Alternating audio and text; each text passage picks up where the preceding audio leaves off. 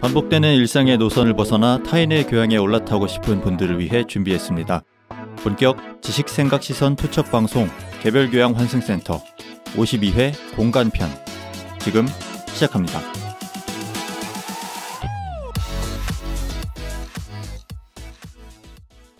안녕하세요. 안녕하세요. 반갑습니다. 자기소개를 먼저 해보고 시작을 하겠습니다. 저는 정치사회와 문화 콘텐츠를 좋아하는 장펜둥입니다.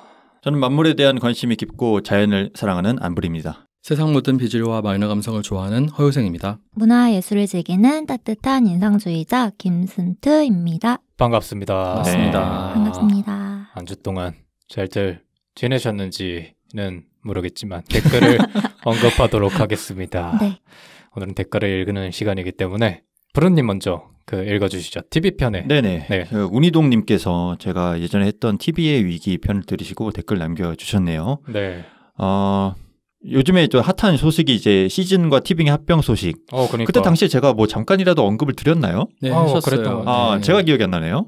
예. 뭐 합병 얘기는 안 해도 뭐 OTT 얘기를 그때 했었어가지고. 네. 예.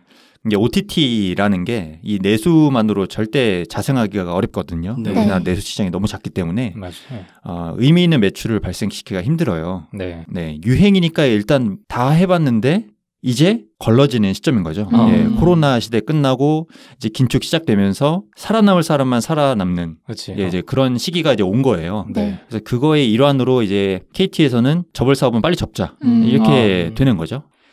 앞으로도 이런 추세는 가속화되지 않을까 싶네요. 그래서 재밌습니다. 돌아가는 뉴스 보시면서 계속 이제 팔로우업 하시면 네. 좀 더 배경 지식 차원에서도 도움이 되지 않을까 싶네요. 네. 원희동님이 유생님이 하도 OTT를 많이 구독하니까 시즌은 결제 안 하셨기를 바란다고 네. 남겨주셨는데 시즌 안 했어요. 안 했어요. 네. 네. 그때 벼르님이 말씀해 주셔가지고 네. 제가 꾹꾹 참았습니다. 근데 지금 티빙을 결제하고 계시죠? 네, 티빙은 하고 있죠. 잘 됐네. 그럼 네. 볼 수 있겠네 이제 네네. 그 시즌의 그 오리지널 콘텐츠들을 맞죠? 맞아요. 그렇죠. 예. 그 기다려왔던 소년 비행을 제가 꼭 보도록 하겠습니다. 좋습니다. 저는 그거 첫 장면이 너무 강렬해서 뭐가? 못 봤어요. 소년비행? 소년비행. 네. 왜요? 첫 장면이 뭐 야한 건가? 아니요. 네. 잔인해서.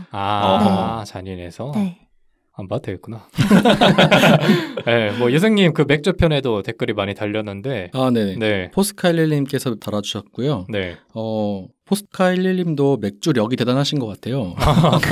맥주에 대한 굉장히 조예가 깊으신 것 그러니까 같고. 많이 되게 아시더라고요. 네네. 네. 그래서 프라하 가셔가지고 코젤다크도 마셔보셨다고 하고 네. 칭따오 공장에도 가신 적도 있다고 하고 네. 그 센터님께서 말씀해주신 것처럼 직접 내려먹는 공장에서 요런 경험도 있으시다고 하셔가지고 네. 사실 좀 부럽더라고요. 저는 그런 경험 없거든요. 네. 근데 맥주가 진짜 취향을 조금 많이 타는 그 주종인 것 같아요. 왜냐면 맥주 편이 댓글이 많이 달려가지고. 맞아요. 네. 근데 단순히 달린 게 아니라 본인이 좋아하는 맥주를 이렇게 많이 맞습니다. 언급해 주시는 네. 분들이 네. 계셔가지고. 네. 뭐 호주에날두님도 네. 다셨잖아요. 호제날두님도 달아주셨습니다. 네. 이렇게 알코올을 잘 이제 분해 못 하시는 분 같아요. 네. 소위 알스라고 하죠. 사실 이제 알코올을 잘 못 분해하신 분들, 한 잔만 드셔도 얼굴이 빨개지는 분들 있잖아요. 이런 분들은 알코올 분해 요소가 거의 없는 분들이라고 하더라고요. 네. 네. 이런 분들이 술 드시면은 실제로 간에 무리가 엄청 많이 간대요. 그래서 원래 안 드시는 게 제일 좋습니다. 근데 이제 이 술이라는 게 먹으면 는다고 하잖아요. 맞아요. 그게 우리가 먹을수록 실제로 우리 몸이 알코올 분해 요소를 만들어내는 그 메커니즘이 활성화됩니다. 그게 네. 맞는 말이에요. 그러면? 네, 맞아요. 네. 그래서 드시면은 늘긴 드실 텐데 네. 네. 그 전까지 굉장히 몸을 해치는 일이 될 수 있어가지고 안 드시는 게 제일 좋긴 하지만 어쨌든 뭐 맥주 세계가 워낙 또 깊고 다양하고 행복한 일이기 때문에 네. 입문하시고 싶으시다면은 이제 아주 저도수의 네. 맥주부터 시작하시면 좋고요. 네. 호주 맥주 중에는 이제 빅토리아 비터나 아니면 4X 골드라 해서 우리나라에도 들어오거든요. 네. 그런 그 맥주들이 굉장히 유명해요. 그래서 드셔보시면 좋을 것 같고 여러분들도 이마트나 이런 데 가시면 있을 것 같거든요. 네. 그것도 한번 보시죠. 한번 도전해 보겠습니다. 네. 저 그거 썸머에일 먹어봤거든요. 네네. 어땠어요? 봄표? 네. 그냥 차이 못 똑같던데? 느끼셨어요? 맥주던데요? 네. 그래서 네. 좀 최대한 그때 말씀해주신 거를 바탕으로 느껴보려고 했어. 근데 안 되더라고 아직은. 아직은 혀가 조금 예민하지 않은가 봐요. 많이 마셔봐야 사실은 맞아요. 차이점도 알 수 있어요. 네. 좋습니다. 그리고 뭐 잊으셨을 수도 있지만 네. 저희가 유튜브로도 저희 에피소드를 올리고 있거든요. 네. 근데 이제 유튜브에 첫 댓글이 달려가지고 달렸나요? 네, 그 찬찬찬님께서 네. 당근마켓 편에 네. 제가 구성했던 당근마켓 편에 달아주셨어요. 이제 스타트업의 성공 사례를 너무나 간결하게 말씀을 잘해주셔서 재밌게 잘 들었다고 네. 이제 부상하는 스타트업 얘기를 많이 들려주시길 바란다고 남겨주셨는데 네. 댓글 달아주셔서 너무 감사하고 맞습니다. 앞으로 유튜브에서도 이제 계속 에피소드가 올라갈 거라서 네. 이쪽으로도 댓글을 달아주시면 저희가 팟빵 댓글을 읽어드리는 것처럼 소통한다고 약속을 드리면서 오늘은 이제 공간편의 마지막 에피소드죠. 네. 공간편을 기획해주신 오. 안부르님. 맞습니다. 네. 제가 대망의 마지막 편. 네. 기대가 기획을 큽니다. 했고요. 개인적으로는 제가 기획자여서 그런지 모르지만 네. 세 분이 앞에 준비해 주신 것들이 굉장히 다채롭고 좋은 공간들이 나온 것 같아서 아, 평가하신 건가요? 네, 만족스러워요. 네. 만족스럽다. 네, 만족스러워요. 진짜로.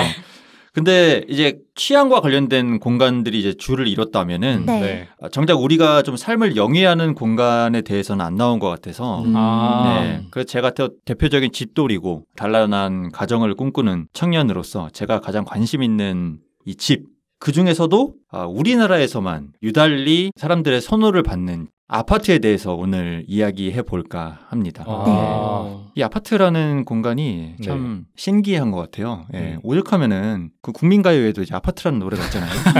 별빛이 흐르는 이거 모르는 분들 없죠. 응원가에도 막 으쌰으쌰 있고 그 정도로 우리나라에서 대한민국에서 사람들이 사는 공간 하면은 아파트가 바로 떠오른다. 네. 저희 같이 뭐 80년대 후반, 90년대 초반생들은 신도시 건설되고 하면서 그 아파트 보급률이 급격하게 올라가던 시기에 태어났기 때문에 대부분 아파트 생활을 하셨을 것 같은데 어떠신가요? 저는 태어났을 때부터 아파트.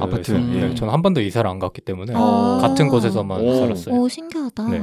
다른 분들은요? 저도 아파트 많이 살았어요. 제 기억이 있는 때부터는 계속 아파트 상가. 아닌 곳에도 그러면 사셨던 거예요? 그 기억이 안 나요. 그건 안 네. 나요. 본인이 기억하는 선에서는 네, 아파트에서만. 네. 저는 초등학교 전까지는 네네. 주택에 살았어요. 그러다가 초등학교 1학년 때부터 아파트 살았어요. 저도 대여섯 살까지 주택, 1층짜리 주택에 살다가 네. 아파트로 이제 건너온 케이스죠. 다 냈다 아파트에 주거를 해봤네요. 보통 그러지 않나요?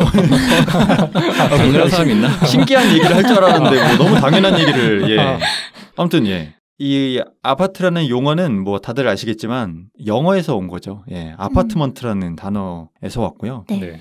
아마 일본식이지 싶어요. 일본어로 아파트가 아파토거든요. 이게 우리나라로 건너오면서 아파트라는 단어가 되지 않았나 싶고 이 아파트라는 공간에 대해서 어느 정도 지식을 가지고 있는지를 알아보기 위해서 제가 간단한 단어 퀴즈를 준비를 해봤습니다. 단어 퀴즈. 제가 말씀드린 단어를 듣고 설명하실 수 있으면 돼요. 갈게요. 재개발과 재건축의 차이를 아시나요?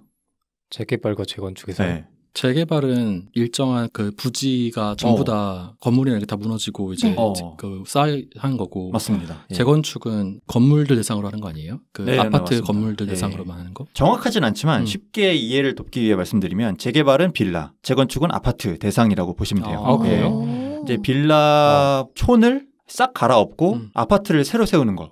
이제 그 공간, 유생님 말씀하신 것처럼 이제 그거는 재개발이 되겠고, 재건축은 기존에 지어놓은 아파트가 30년 이상 되면은 재건축 연한이 도달이 됩니다.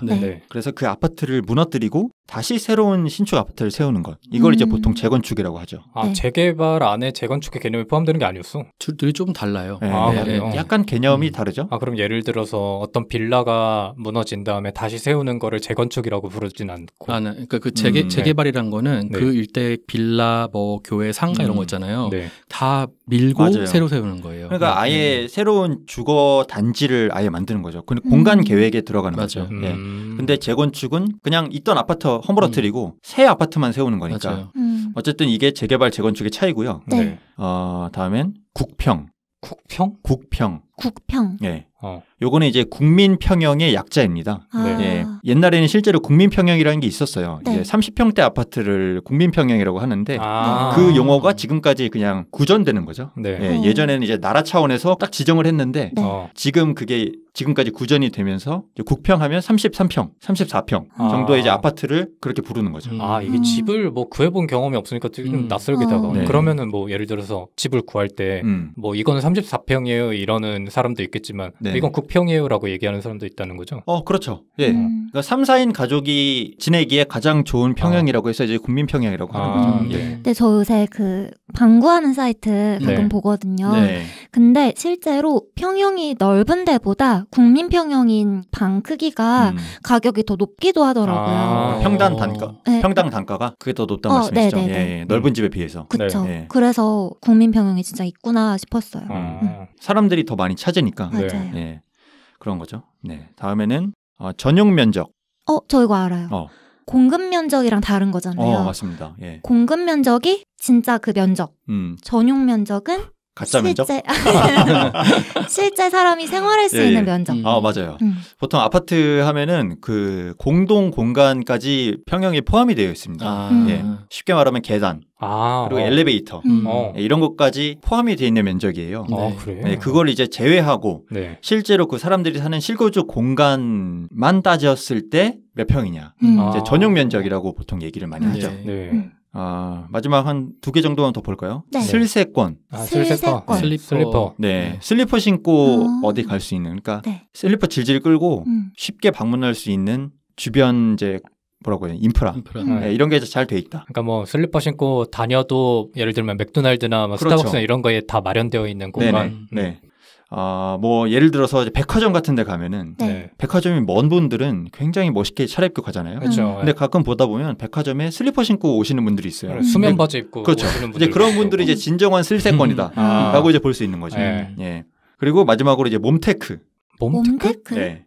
이건 뭐지? 이거는 모르겠어요. 아까 설명드린 재개발 재건축이 될 가능성이 있는 주거 공간에 들어가서 자기 몸을 태우는 거예요. 네. 직접 살면서 거주하면서 그러니까 미래를 보는 거죠.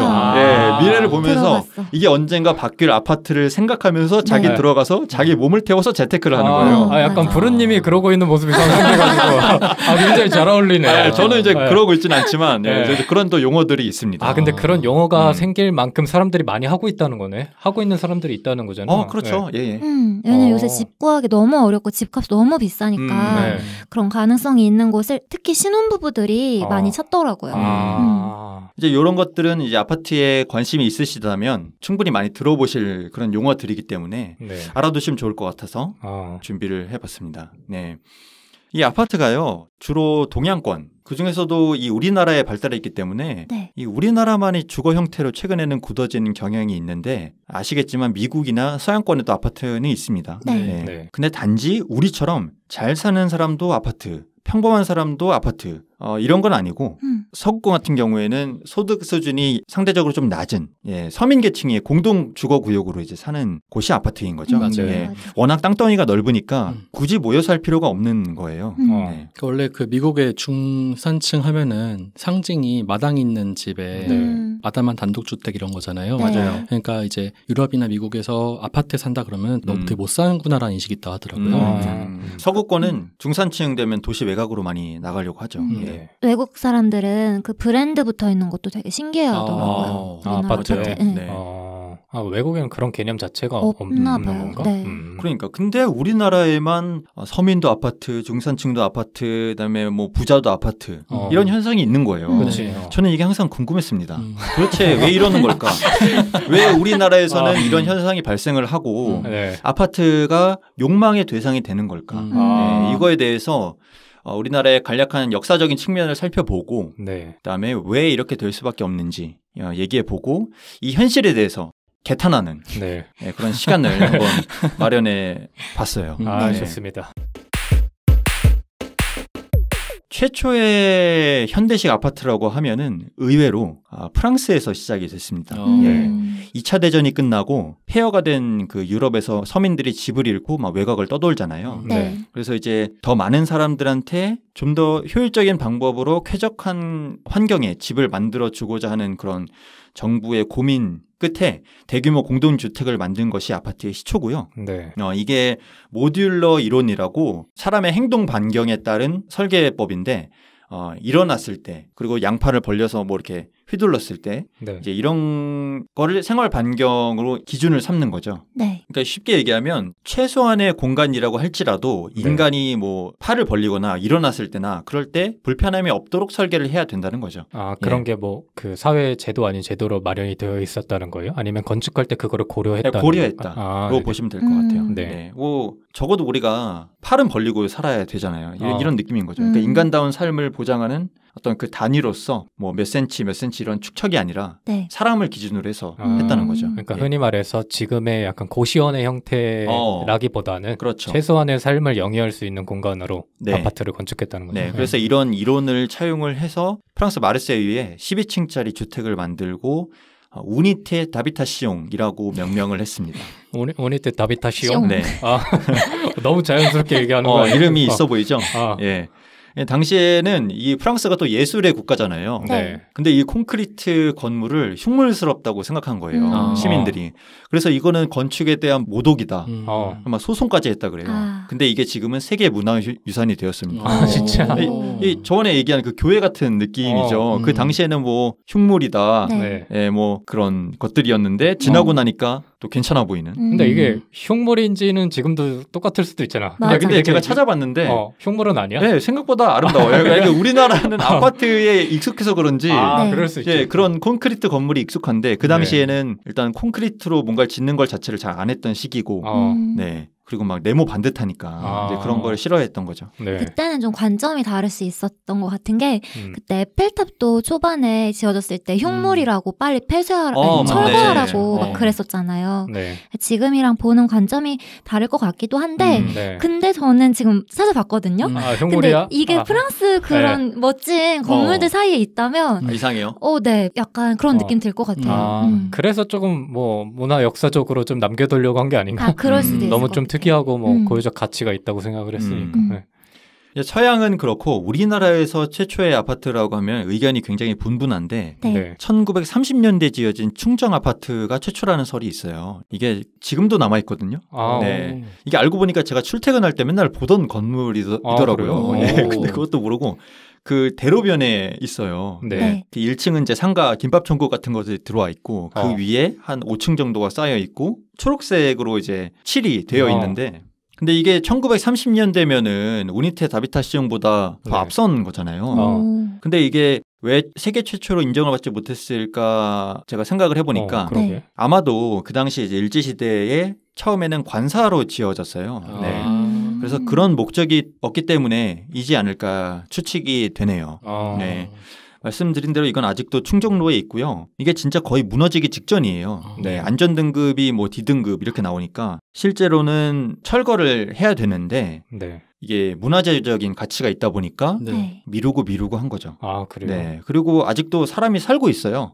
네. 그 몸테크 하시는 분들 아니에요? 근데 그럴 수 있을 것 같은 게 네네. 지금 그 뉴스에는 이제 네. 철거될 거다라는 보도도 네, 결정이 됐어요. 되고 있네요. 네, 그 미루다가 네. 결국 얼마 전에 이거 철거해야 된다라고 이제 결정이 되었죠. 네. 요게 근데 제가 볼 때는 그 새로운 아파트가 될 수가 없는 곳이에요. 아, 그래요? 네. 왜냐면 그냥 한 동짜리 딱 건물이 있고 예. 거기다가 뭐 단지를 짓거나 할 수가 없습니다. 재건축이 불가능한 지역이라는 제 거죠? 생각에는 현실적으로. 네. 네. 그래서 아마 철거가 되지 않을까 싶고요. 네. 이거 말고 최초의 아파트 단지, 그러니까 진짜 우리가 생각하는 그런 아파트로서의 아파트는 최초가 뭐냐 하면은 1960년대에 지어진 마포 아파트가 최초라는 설이 많습니다. 마포 네. 아파트. 네, 이게 이제 박정희 정부 때 생활혁명을 일으킨다고 정권에서 발표를 했어요. 네. 그래서 6층 높이의 Y자 모양 아파트로 4개 동으로 구성된 단지를 처음 만들었는데요. 이게 현대적인 의미의 첫 아파트이지 않을까 싶네요. 네. 이 마포 아파트도 지금 남아 있나요? 이거는 91년도에 철거가 됐습니다. 예. 건축된 지 뭐 30년, 29년 가량 돼가지고 노후화가 된 것도 있지만 이렇게 빠르게 철거가 된 이유는 이게 아파트 자체가 입지가 워낙 좋고 네. 마포 한복판에 있으니까 네. 그리고 6층에 불과한 저층 그다음에 동간 간격이 굉장히 넓었어요. 그러니까 재건축했을 때 수익성이 워낙 좋으니까 그 건설사들이 그냥 둘 리가 없는 거죠. 네, 민간 건설사가. 네. 그래서 이제 한국 역사상 첫 재건축 아파트가 되었고 네. 지금은 이제 이게 마포 삼성 아파트가 되어서 거기가 거기구나. 네네. 거기가 이제 최초의 재건축 아파트로 지금까지 남아 있죠. 네. 말씀드린 것처럼 이 최초의 아파트부터 시작해서 워낙 많은 아파트들이 지어지다 보니까 우리나라에는 일종의 아파트 신화가 생긴 거죠. 어느 정도였냐면 우리나라 아파트를 그 자체를 주제로 이제 논문을 쓰신 프랑스의 지리학자가 있대요. 네. 발레리 줄레조라는 분인데 발레리 줄레조. 예, 이분이 그 반포 아파트 전경을 5,000분의 1 축척으로 찍어가지고 동료한테 보여줬대요. 근데 동료가 하는 말이 대한민국의 한강변의 군사기지 규모가 정말 대단한데? 그러니까 이 아파트를 군사기지라고 착각할 정도로 그러니까 서양권 사람들한테는 신문물인 거죠. 신문물이라고 하기도 웃기고. 근데 어떻게 보여줬길래 군사기지라고 했을까? 조금 획일화되어 있는 모습 때문에 그랬어요. 뭐 축척 지도니까 아마 위성 뭐 사진 이런 거였겠죠. 위에서 보니까 직사각형 건물이 그냥 막 이렇게 일렬 종대 뭐 이런 식으로 늘어져 있으니까 뭐 경납고인가 뭐 이렇게 생각을 했겠죠. 규칙이 있는 것처럼. 예. 우리나라에서 전체 주택 규모에서 아파트가 차지하는 비율이 어느 정도 될 것 같으세요? 아파트. 네, 전체 주택을 100으로 봤을 때 아파트가 어느 정도 차지할 것인가? 맞춰보자. 저는 80. 80? 네. 80? 40 갑니다. 40? 아파트가 40? 제 표정을 보고 지금 아파트가 아니라 주택을 40으로 가겠습니다. 주택 아파트 60. 6대 4. 오케이. 저도 한 85%? 85대 뭐 15 이 정도. 제일 가까운 거는 비눅님이 되겠습니다. 몇이에요? 지금 65 정도 돼요. 네. 이게 95년까지는 아파트의 비율이 더 적었어요. 네. 근데 이게 00년 기점으로 앞서가기 시작하더니 이제는 한 65 정도. 네. 한 몇 년 전에 조사한 게 한 63, 4 정도 됐으니까 그렇게 되지 않았을까 싶습니다. 네. 그러면 왜 우리나라 사람들이 아파트를 선호하게 되었나? 이거는 우리나라의 발전사를 한번 살펴봐야 돼요. 근데 모든 부동산을 다 알아볼 수는 없는 거고 우리나라에서 가장 상징적인 입지를 가진 이 강남에 대해서만 제가 집중적으로 한번 말씀을 드려보겠습니다. 네. 왜냐하면 어떻게 보면 가장 중심이고 우리나라에서 욕망의 대상이 되는 그런 지역이니까 여기가 어떻게 발전했는지를 살펴보면 우리나라 사람들이 그렇게까지 아파트에 매달리는 이유가 이것이구나 라고 알 수 있을 것 같아서요. 네. 근데 강남은 의외로 서울에 편입된 지가 얼마 안 됐어요. 광복부터 63년까지는 아예 서울이 아니었고요. 아시다시피 서울이 점점 확장되는 추세예요. 행정구역이. 조선시대는 되게 조금했다가 광복 이후에 조금 커졌다가 그리고 점점 편입을 하면서 더 커지는 그런 모양새를 가지고 있는데 강남은 서울도 아니었고 심지어 농촌지대였어요. 그래가지고 옛날에 그 한강진, 그 강북의 어디죠? 이태원쯤에 한강진에서 나룻배를 타고 이제 강남으로 가야 되는데 그렇게 넘어가면은 진짜 달구지 하나만 겨우 지나갈 수 있는 그런 길들이 있고 나머지는 전부 다 그냥 논밭, 과수원 이런 곳이었던 거예요. 심지어 지금은 잠실 이런 곳도 그냥 일종의 모래섬 그런 곳이었어요. 잠실도 섬이거든요. 근데 거기가 불과 한 뭐 60년 만에 천지 개벽을 했으니 놀라운 일이죠. 강남 개발이 현실화가 된 거는 66년에 제3 한강교 착공에 들어가면서부터인데요. 이 당시에 강남 일대를 개발하는 그런 남서울 개발 계획이 수립이 됐어요. 근데 이거는 명목상이었고 실제로는 그 다리가 더 중요했어요. 제3 한강교. 왜냐하면은 그때는 6.25 전쟁을 겪은 지 얼마 안 된 시기여서 북한에 대한 실질적인 공포가 아직 남아있는 시대였어요.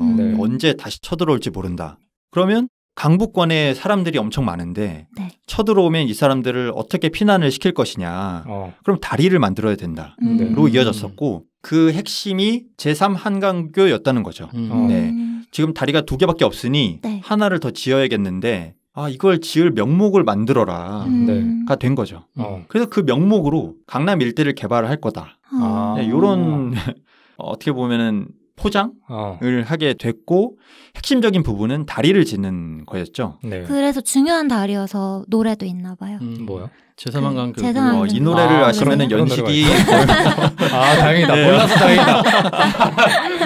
좋은 노래 있어요. 들어보세요. 강물은 흘러갑니다. 본인 이거 노래 아니에요? 맞아요. 그게 그거야. 근데 아씨 왜 알지? 어쨌든 실제로는 강북 주민들의 도강을 위한 네. 그 다리가 핵심이었고 그러다가 이제 정말로 실질적으로 강남의 발전을 이끈 게 경부고속도로 사업이에요. 예, 이 사업은 당시에 6대 대선을 앞두고 있던 박정희 대통령에게 핵심적인 사업이었거든요. 네. 당시에 윤보선 후보와 그냥 말뿐인 경쟁을 하고 있던 시기였는데 어쨌든 대선이 있다 보니까 국민들한테 이제 어필을 했던 거죠. 네. 이게 개통이 되면서 본격적인 승용차 자동차 시대가 열린 거예요. 예, 그동안에는 오프로드가 많으니까 막 지프 그리고 뭐 군용차 이런 것들이 많았는데 그 한 번에 이제 부산까지 가는 시대가 열린 거예요. 그러니까 일반 국민들도 내 차를 소유하는 것들이 많아졌고 그리고 자동차 시대가 열리고 시민 전체의 강남 지향화가 시작도 된 거죠. 왜냐하면은 이 제3 한강교를 경부선의 거의 시작점으로 봤기 때문이에요. 네. 그렇게 삼고 구획을 나누면서 처음에는 전기도 안 들어오던 그 강남 일대의 땅값이 막 오르기 시작합니다. 네. 경부선이 이제 뭐 승용차로 갈 수 있는 뭐 관광의 역할을 할 수도 있지만 물류의 중심이 되는 거잖아요. 그렇죠. 네. 그러다 보니까 물류를 많이 하려면 당연히 그 강남 일대에 인프라가 좋아질 수밖에 없고 그 일자리가 많아지는 곳에 사람들이 모이는 거는 자명한 거니까 더 개발이 되고 당연히 지가도 오르기 시작하는 거였죠.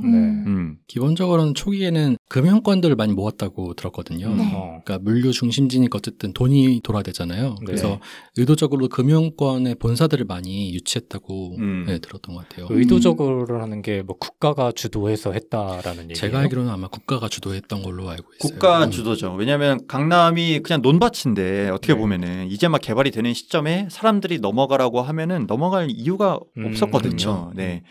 뭐 막말로 빈둥님한테 갑자기 지금 살고 있는 곳을 떠나서 어디를 지칭하면 좀 그러니까 뭐 아무것도 없는 곳으로 옮겨가라고 하면은 사람들이 갈 이유가 없잖아요. 그래서 그 당시에는 뭐 군사 독재 시절이기도 했고 좀 강제적으로 인프라를 옮긴 그런 것도 있죠. 그때 상황에서 놓고 보면 어떻게 보면 그게 균형 개발이었겠네. 강남의 지대 가격을 높이고 이렇게 발전시키기 위한 명목이 있었을 거 아니에요. 그렇죠. 그럴 수도 있죠. 네.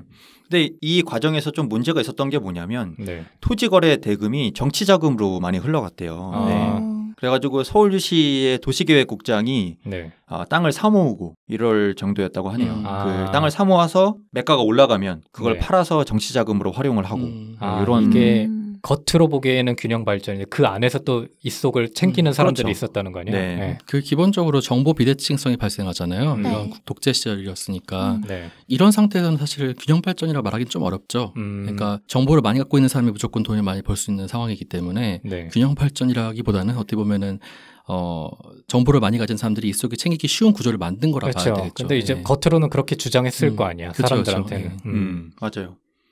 그리고 강남이 그렇게 각광을 받게 된 시대상도 고려할 필요가 있어요. 첫 번째는 구도심이었던 종로랑 가까웠던 점. 강북권에 상대적으로 훨씬 사람이 많았거든요. 그러니까 지금 강남이랑 가까우면은 지대 값이 높은 것처럼 당시에는 종로랑 가까워야 어떤 사람들이 옮겨갈 삶을 거기서 살 유인이 되는 거예요. 네, 그래서 첫 번째로는 당시에 실질적인 일 도시였던 종로랑 가까웠다는 점. 두 번째는 경부선 개통으로 북한이 쳐들어온다고 하더라도 강남에 살면 바로 부산으로 도망갈 수 있었다는 점. 네. 이건 되게 현실적인 문제였죠. 그리고 세 번째는 개발이 막 계속되고 하도 넓으니까 주택 공급이 이제 끝없이 됐던 거예요. 네. 그러다 보니까 상대적으로 싼 가격으로 주택을 얻을 수가 있었고 네. 그리고 또 다양하게 막 세금 감면해주는 그런 혜택도 줬대요. 당시에 옮겨가면은. 네. 그래서 이런 부분들도 강남이 그 당시에 뜰 수밖에 없었던 이유가 되겠죠. 사람들이 설득이 됐구나, 그냥. 그리고 이제 정치자금용으로 쓰다 보니까 이제 국가 차원에서 강남 지대값을 올려야 될 이유가 있는 거예요. 그래, 그걸 불리기 위해서 계속 말씀드린 것처럼 적극적으로 강북 주민을 유치를 했는데 뭐 이것저것 짓고 심지어 강북은 못 짓게 했어요. 그래? 네, 이거는 이제 당시에 군사 독재 시절이었던 특수한 환경도 있겠지만 뭐 술집, 유흥업소 이런 걸 강북에는 못 짓게 했어요. 그러니까 사람들이 뭐 쉽게 말하면 즐기고 놀 데가 이제 없고 새로운 것들은 다 강남에 만들어지는 거예요. 그러니까 아예 더러워서 그냥 강남 가서 산다. 뭐 이런 사람도 있었을 거고. 네. 그래서 이때 강남의 어떤 집값들이 막 뛰기 시작하잖아요. 그래서 이때 등장했던 용어가 복부인이라는 용어라고 하더라고요. 복부인이라는 용어가 그때 당시에 나왔고 네. 또 말죽거리라는 용어. 이 말죽거리라는 게 그 양재 쪽에 있는 곳을 지칭을 하는데 원래는 파발이 말을 타고 가다가 말죽을 먹이는 곳이어가지고 말죽거리예요. 예. 근데 거기가 그 막 각종 길이 연결이 되고 네. 일종의 중심지가 되면서 의미가 많이 달라졌죠. 네. 거기에 더해서 섬에 불과했던 잠실에도 잠실 경기장 포함해서 엄청난 아파트를 이제 구획별로 딱딱 나눠서 짓고 그렇게 했죠. 그래가지고 지금 강북과 강남에서 운전을 해보시면 아시겠지만 네. 강북은 사람들이 워낙 옛날부터 살아오던 도시이기 때문에 네. 살던 대로 도시가 닦여 있어요. 그러니까 도로가 굉장히 어지러워요. 쉽게 얘기하면. 근데 강남 같은 경우에는 구획도시이기 때문에 직사각형으로 나눠져 있는 그런 대로가 나 있고 네. 운전하기는 상대적으로 편리한 네, 이런 이제 차이점이 있죠. 네. 비교적 그리고 강남이 평지잖아요. 산이 많이 없기도 하고. 맞아요. 네. 그래서 그 넓은 들판에 네. 계속 아파트가 들어오니까 네. 그런 것도 사람들한테 유인이 될 수 있었고요. 그래서 이제 서울의 개발 계획이 60년대에는 이렇게 됐고 70년대에 이르러서 삼핵 도시 구상이 이루어지는데 네. 쉽게 얘기하면 서울의 기능을 3개의 핵으로 나눠서 분산을 시킨 거예요. 첫 번째 핵은 강북핵. 이제 여기는 청와대를 비롯해서 뭐 각종 청사들이 있는 중앙 행정 기능을 담당하는 네. 곳이었고 두 번째는 영등포 핵이 있습니다. 여기는 산업지대, 뭐 구로를 포함한 그런 공장지대가 많은 곳이 있죠. 예, 전통적으로. 그런 데서는 이제 산업을 육성하고 네. 세 번째는 영동핵이라고 해서 이제 강남권을 포함한 신개발지가 되는 거예요. 네. 네. 이렇게 3개의 축을 트라이앵글로 해서 서울을 발전시키겠다. 이런 도시 계획이 구상이 돼서 70년대에는 운영이 되었죠. 네. 거기에 이제 80년대에 이르러서 2호선 순환선이 네. 개통이 되고 고속터미널, 고속버스가 나오면서 네. 꽃을 피우게 되는 거죠. 네. 여기에 이제 노태우 정부 80년대 후반에 이르러서 서울의 기능을 이제 더 수도권으로 분산을 시켜야겠다. 너무 비대해졌기 때문에 네. 그래서 이제 추진이 된 것이 일기 신도시였고요. 네. 네, 일산, 분당, 중동, 평촌, 산본 이렇게 해서 대단지의 주거단지를 만들어서 서울에 몰린 사람들을 좀 분산을 시키는 그런 정책을 추진을 했고 네. 그리고 이제 참여정부 때 2기 신도시가 만들어졌죠. 김포, 네. 인천 검단, 동탄, 광교, 판교, 위례, 파주 운정. 네. 더 멀리로 갔죠. 네. 네. 판교랑 뭐 파주 운정까지 갔으니까 네. 네. 이제 쳐다볼 수도 없는 지역이잖아요. 그런 곳이 이제 많아졌죠. 네. 네. 이것도 이제 상대적으로 보면 광교, 판교, 이제 경부선 축에 있는 곳들이 좀 더 사람들의 관심을 받는 지역으로 네. 등극했다는 점이 재밌죠. 네. 네. 그리고 이제 요즘에 청약받고 있나요? 뭐 그런지 모르겠지만 3기 신도시가 이제 또 추진이 될 예정인데 남양주 왕숙, 그다음에 인천 계양, 고양 창릉, 그다음에 부천 대장 뭐 등등 해서 이제 3기 신도시까지 서울의 기능을 옮겨 담는 작업이 이제 이루어지고 있는 거죠. 그러면 이제 이 아파트가 언제부터 사람들한테 투자재가 되었고 사람들이 왜 이렇게 아파트를 사는 공간이 아니라 네. 그 리브하는 공간이 아니라 바이하는 공간으로 인식을 하기 시작했나. 네. 어떤 이유에서 그렇게 됐는지를 한번 살펴볼까 하는데 네. 71년도에 경기 광주군에 있는 철거민들을 집단 이주를 시키려다가 너무 지대가 비싸져가지고 네. 이제 원주민들이 쫓겨나게 된 거예요. 그러니까 너 여기 더 좋은 공간에 살게 해줄게. 다른 데로 옮기자 했는데 거기를 팔아서 새로운 곳으로 가기에는 새로운 곳이 너무 비싸진 거예요. 근데 그들이 오갈 데가 없어진 거예요.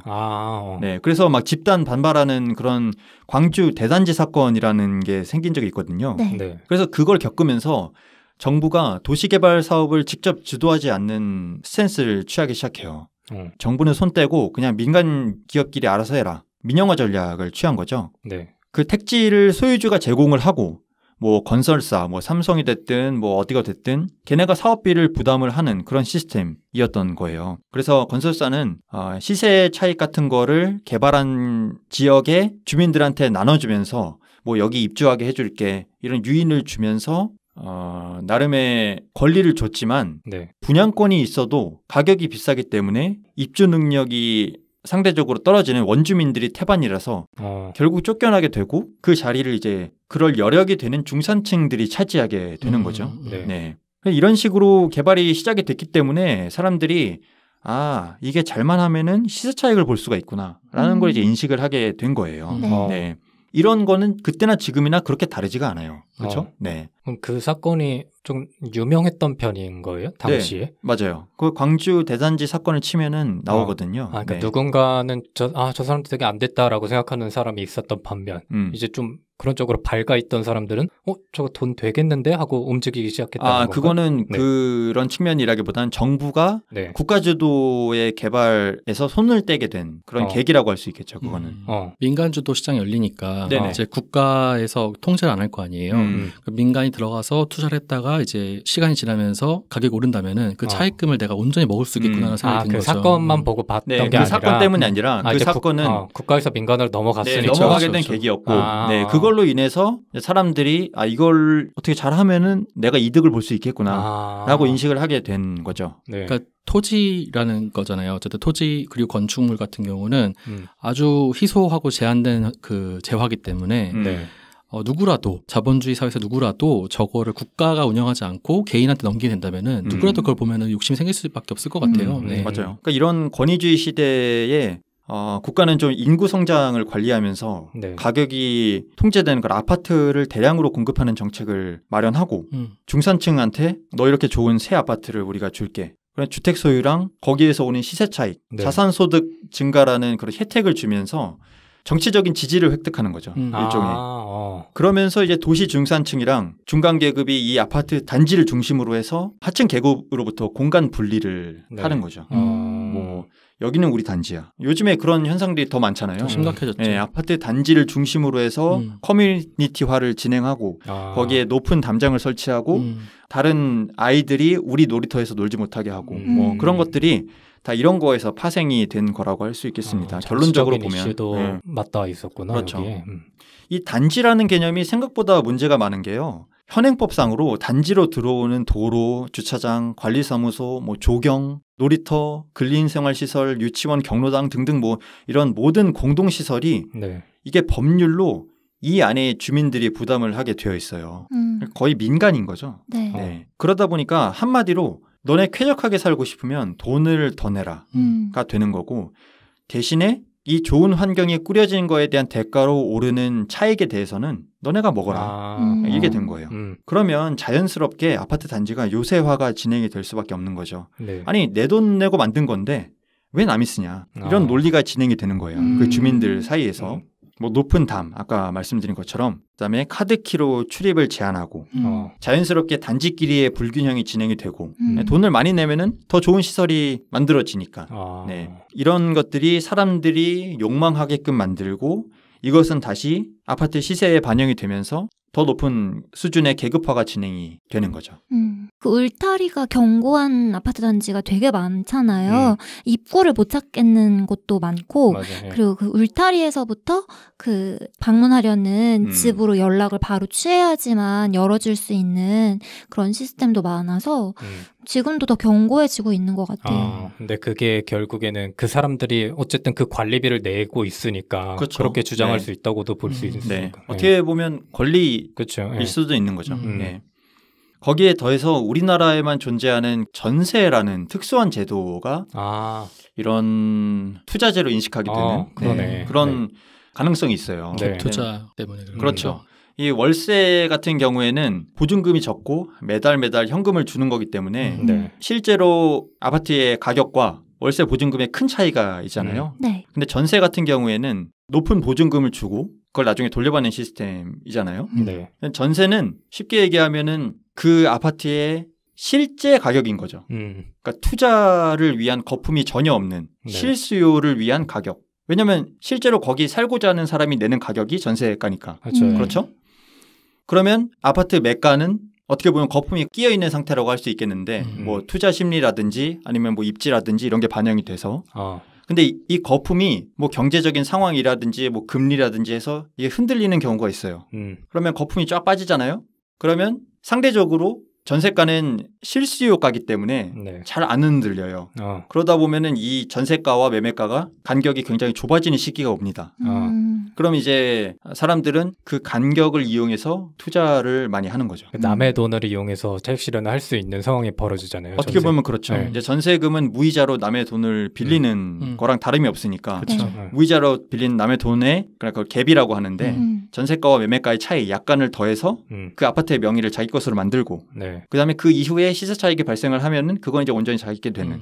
네. 초반 그 기본 자금만 어느 정도 있는 사람한테는 남의 돈을 이용해서 이렇게 시세 차익을 낼 수 있는 갭 투자가 가능한 게 우리나라의 그렇죠. 현실이니까. 네. 그렇죠. 해외랑 비교해 봤을 때 이런 특수성 때문에 아파트를 투자 대상으로 많이 여기는 현상이 벌어졌을 수도 있다. 그렇게 인식을 하고 또 접근하기 쉬운 환경이 만들어지기도 했다. 그 덕분에 예, 네. 사람들이.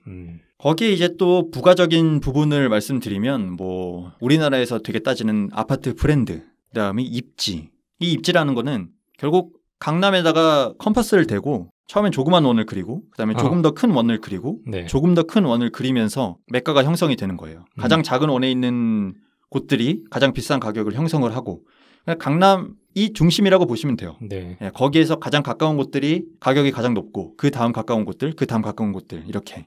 뭐 거기에 학군, 우리나라는 또 교육열이 엄청 좋은 나라다 보니까 네. 내 자식은 더 좋은 교육을 받게 하고 싶고 더 좋은 환경에서 공부를 하게 만들고 싶고 그러다 보니까는 좋은 학교가 있는 주변에 또 지대는 비싸지게 되는 네, 그런 또 효과, 어떻게 보면 역효과 또 발생을 했고 학군도 무시할 수가 없죠. 또 커뮤니티, 아파트 내에 있는 얼마나 좋은 시설들이 있나, 얼마나 신축인가 이런 것들도 욕망의 요소가 됐습니다. 네. 요새는 또 그 커뮤니티가 단순히 시설뿐만 아니라 인적 커뮤니티도 많이 고려를 한다고 그렇죠. 하더라고요. 그럼요. 이 아파트 사람들과의 맺는 이런 관계성에서 오는 장점들이 특화되어 그렇죠. 있다 보니까. 근데 우리가 이걸 한번 생각을 해봐야 돼요. 네. 과연 그 아파트가 가격이 오르면 우리가 부자가 되는가? 이걸 한번 생각해 봐야 되거든요. 이 시세가 오르면은 그 자체로 들떠서 부자가 된 듯이 소비를 늘리는 사람들이 되게 많아요. 네. 뭐 작년에 엄청난 유동성이 공급되면서 아파트 가격 전체가 전국이 다 오르고 네. 그러면서 뉴스에도 뭐 이런 거 많이 나왔잖아요. 뭐 부자 된 것처럼 소비를 늘리고 이런 사람들이 점점 많아진다. 근데 그런 분들이 요즘에는 이제 뭐 무지출 챌린지 이런 거 하고 계시겠죠 아마. 맞아요. 네.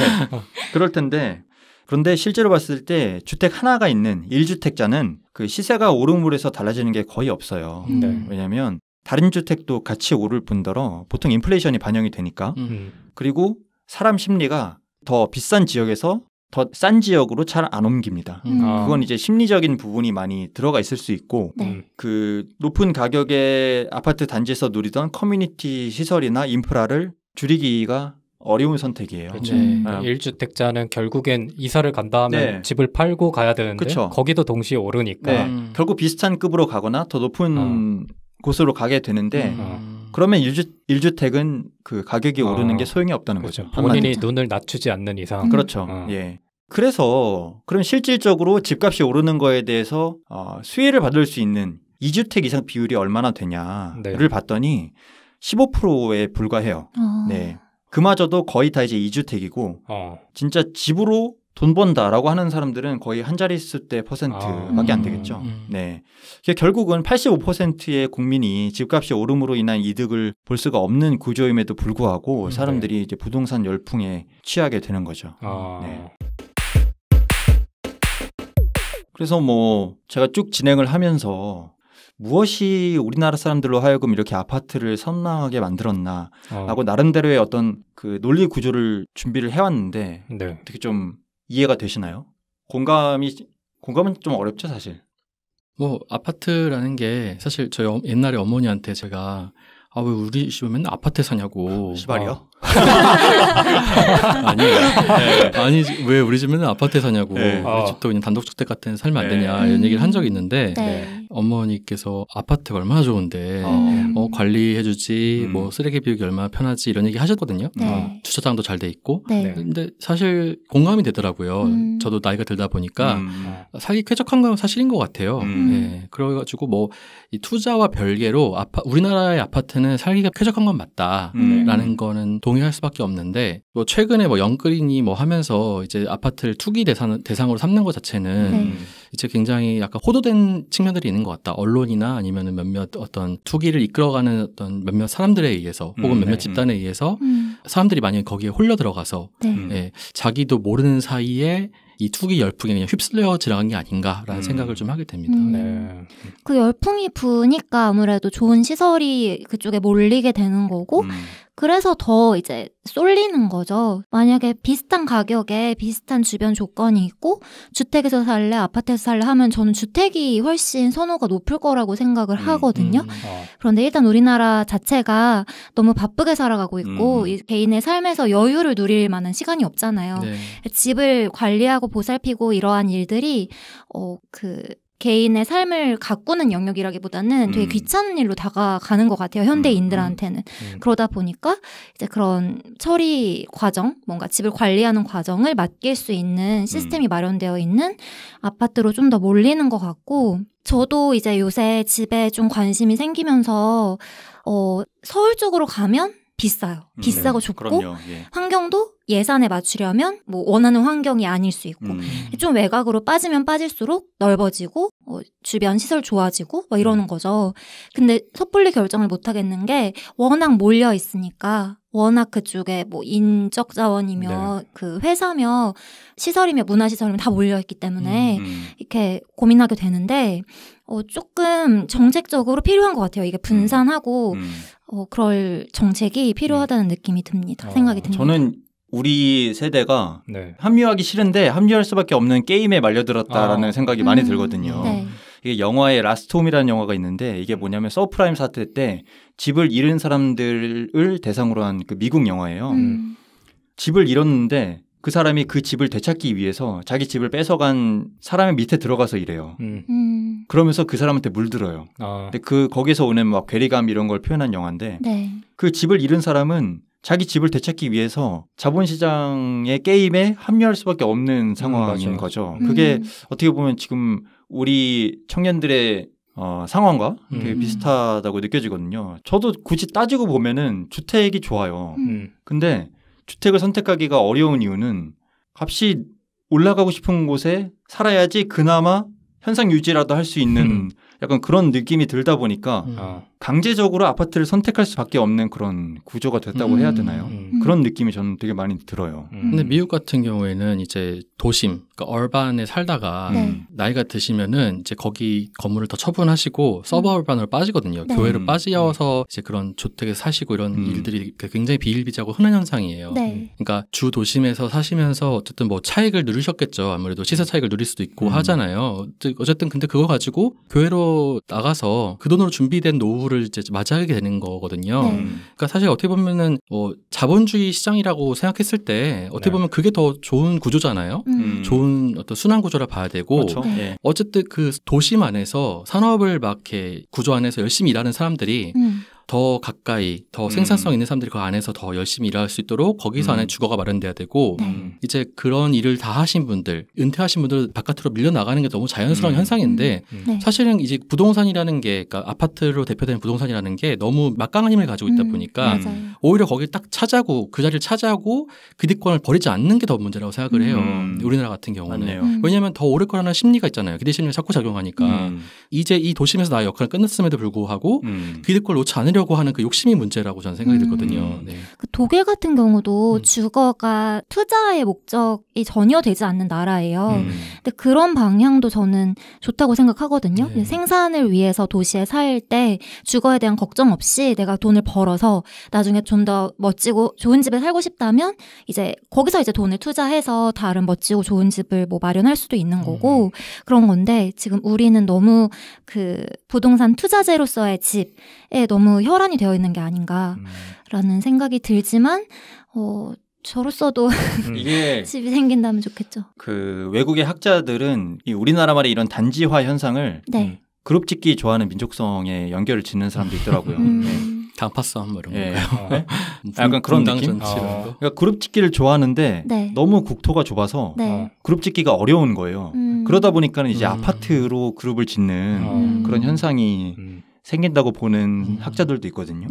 근데 한편으로는 그런 생각도 드는데 이렇게 뭐 투자의 열풍이 불고 서울로 어떻게 해서든 강남 근처로 가려고 하는 현상 자체가 저는 이거를 막을 수 있을까라는 생각도 동시에 들어요. 그러니까 이건 너무나 자연스러워서 아까 그 유생님이 말씀해주신 그런 사례 같은 경우는 우리나라의 특성, 그러니까 서울 집약적인 특수성을 고려할 때 좀 기득권들이 교외로 나가주면 되지 않느냐라는 생각은 굉장히 좀 이상적으로 들려가지고 어떻게 보면 지금의 현상들이 뭐 사람들의 도덕성이나 아니면 민족성이나 이런 거의 문제라기보단 그냥 제도 속에서 이렇게 어쩔 수 없이 되어버린 현상이라서 추구하는 사람의 습성상 네. 그거는 뭐 인격의 유무와는 관련이 없다고 저는 생각을 하는데 문제는 그런 상황 속에서 그런 어쩔 수 없는 상황 속에서 피해보는 사람들이 항상 있잖아요.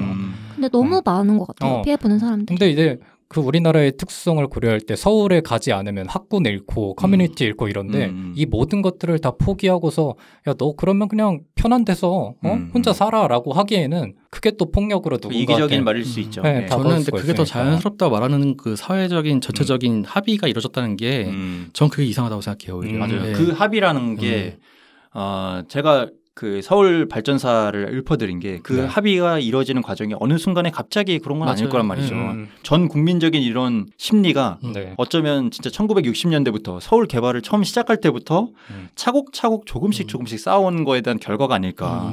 그렇기 때문에 이 심리를 돌이키기가 어렵지 않을까 이런 생각이 저도 자꾸 드니까. 그렇죠. 그 자연스럽다기보다는 지금의 이제 노벨 경제학상 타시는 분들 있잖아요. 뭐 폴 크루그먼이나 조지프 스티글리츠 이런 분들 같은 경우는 이런 빈익빈 부익부, 그러니까 양극화 현상에 대해서 항상 지대 문제를 얘기하시거든요. 그러니까 이런 경제적 문제가 전 세계적으로 다 공감대를 얻고 있음에도 불구하고 유독 우리나라만 여기 공감하지 않는 사람들이 너무 많다는 게 좀 아쉽게 느껴집니다.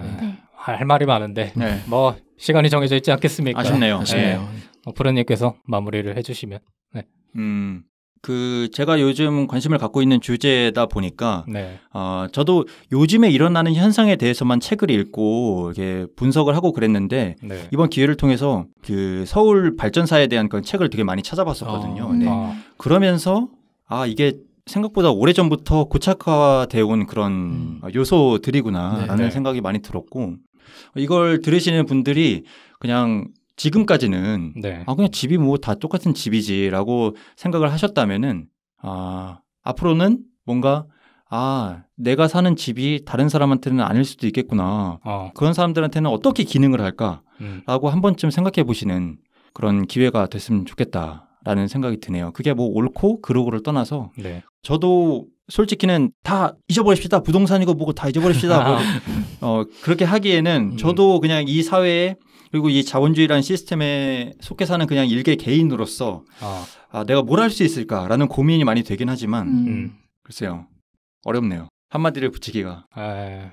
뭐 사실 뭐 오늘 아파트에 대한 역사를 말씀해 주셨지만 우리가 조금 더 적극적으로 토론할 수 있는 주제는 사실 다음 단계 마지막에 저희가 잠깐 얘기 나눴던 그 부분이잖아요. 뭐 투자에 대한 광풍을 어떻게 바라볼 것인가 아니면 서울 도심의 우리 지금 현재의 문제점을 어떻게 바라볼 것인가 이것이 조금 더 우리가 적극적으로 많은 얘기를 할 수 있는 주제인 것 같은데 오늘 어떻게 보면 개관을 다 같이 다뤄봤으니까 나중에 기회가 된다면 뭐 토론 특집이나 이럴 때 조금 더 마음 먹고 싸워볼 수 있지 않을까 생각을 하는데 오늘은 시간이 다 됐기 때문에 아쉽지만 여기서 마무리하도록 하고 저희가 지금까지 이렇게 공간편에 대해 에피소드를 다뤄봤는데 듣고 계시는 분들한테 어떤 공간의 이야기가 가장 많이 와닿았을지가 궁금하기도 한데 뭐 이것도 이거지만 저희가 중요한 이벤트가 있지 않습니까?